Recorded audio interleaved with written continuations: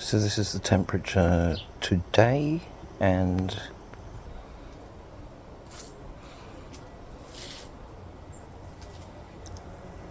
so overcast conditions, 24.6 degrees C and 61%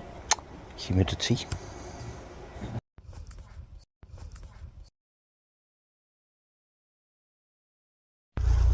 So while this isn't actually going to be a wet bulb temperature, it takes us onto the verge of the wet bulb temperature, so it takes us onto the green area, which means that if you find yourself in a microclimate, there's a very high chance that your wet bulb temperature will actually start to hit the yellow or the red, and that's problematic. And so I tend to find it really foolhardy when I hear of people who are going off on long distance cycling adventures to test their skills, because what's actually happening is that, yes, they are testing their skills, but they're also not, because if you're ignoring wet bulb temperatures, which are a symptom of climate change in this country now, where we are experiencing these very, very high temperatures and wet bulb temperatures, which mean that the body cannot cool itself, therefore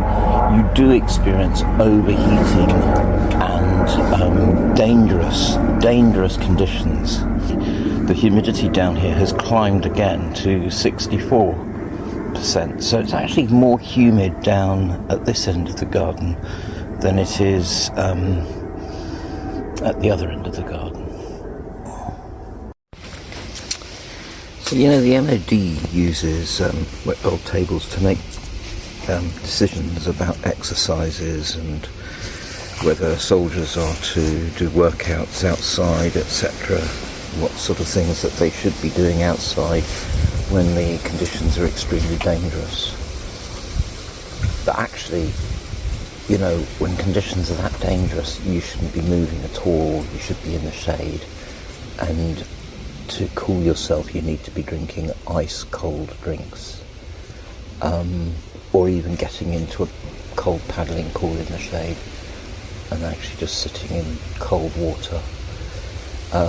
because these conditions really are dangerous.